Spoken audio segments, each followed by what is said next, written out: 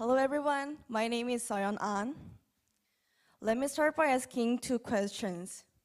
Who here are against Trump's policies but don't know how to express your disapproval? Who thinks companies should not using advertisements that are demeaning to women? If you agree with the former, grab your wallet and let him know by voicing out your opinion. If you're a latter case, participate in the women's consumption strike on the first Sunday of every month. Now, you might be thinking, what is she saying right now? Grab your wallet and the women's consumption strike are consumer boycotts. For those of you who don't know, a consumer boycott is a protest when customers stop buying a particular product or stop purchasing from a particular company. People join in consumer boycotts to express strong disapproval. Interestingly, the word boycott came from the name of a farmland manager. His name was Charles Cunningham Boycott.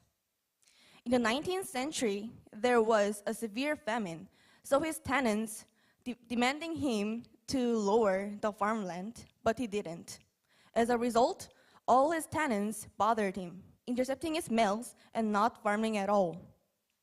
This event became popularized and the term boycott was coined. Ever since, a lot of consumer boycotts formed and naturally opinions were divided.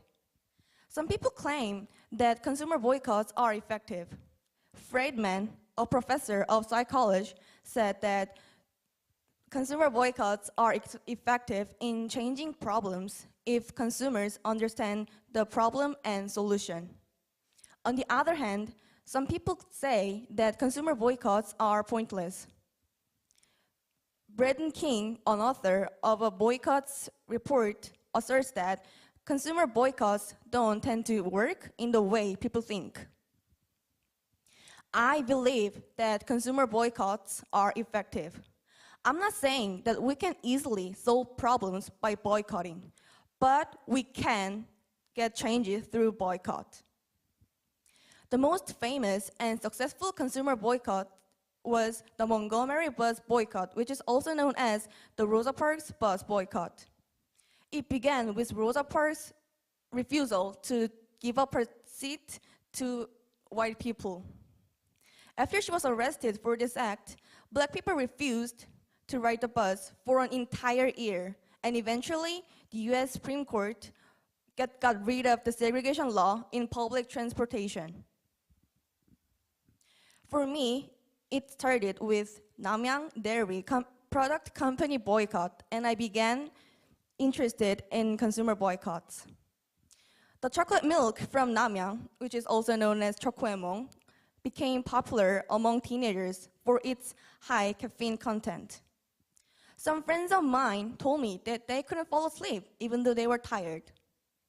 I wondered how this was, so I decided to try it.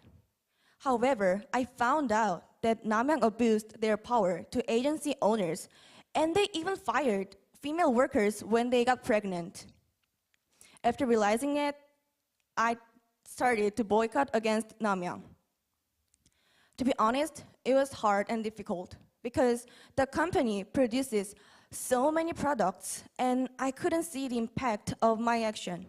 But I didn't stop, and finally, in this February, I read an article that stated that Namyang lost a great deal of business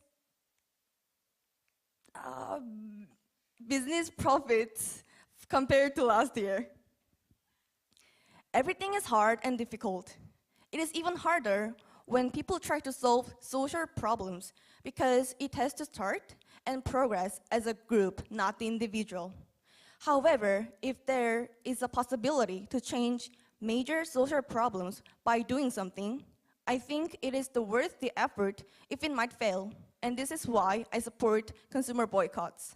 If we stop, the world will stop. Thank you.